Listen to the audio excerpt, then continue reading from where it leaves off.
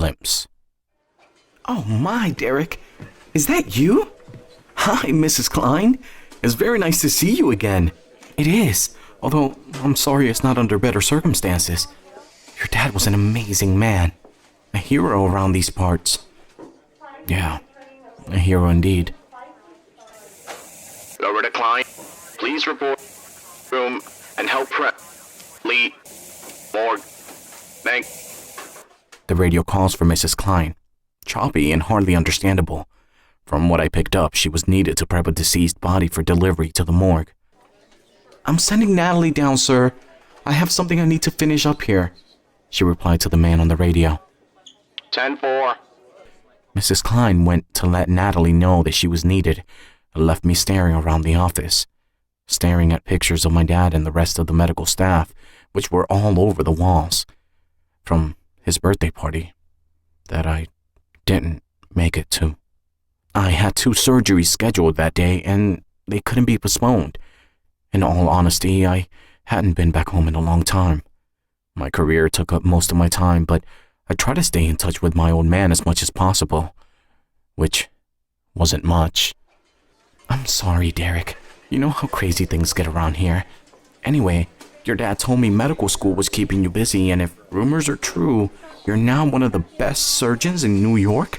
That's what they say. I'll never be as great as my father, though.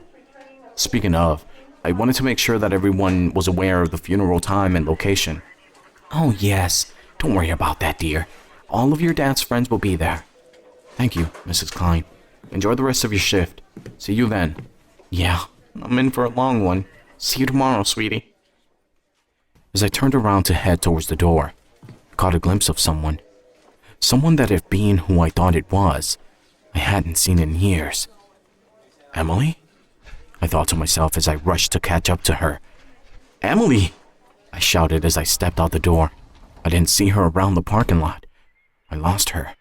Damn it, Derek. How did you forget about Emily? I argued with myself as I got into my car and drove home. Emily was my best friend growing up. She lived in the house right in front of my dad's. Very bright girl, yet somewhat of an outcast. A loner. I remember the horror stories she used to write when we were kids. I love those stories.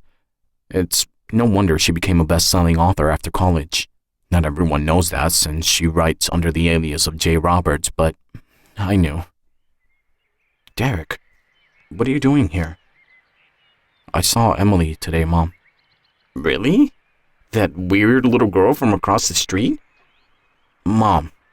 Okay, so what happened? I tried catching up to her, but I wasn't fast enough. It's been so long since we last spoke. Weren't you two pretty much attached via the internet? For a while, I guess. Then med school happened. Well, Linda happened. Ah, I see. You know, sometimes when you go chasing after something, maybe it's best to wait until it comes to you. What? My mom walked into the house and I stood up to follow her. However, before going inside, I caught a glimpse of a car pulling up to the house across the street, which I thought was abandoned. I hadn't paid much attention to it. As soon as the car stopped, the door flew open. It was Emily. I couldn't believe that she still lived there. After so many best-selling novels, I thought she would have left this town. Emily!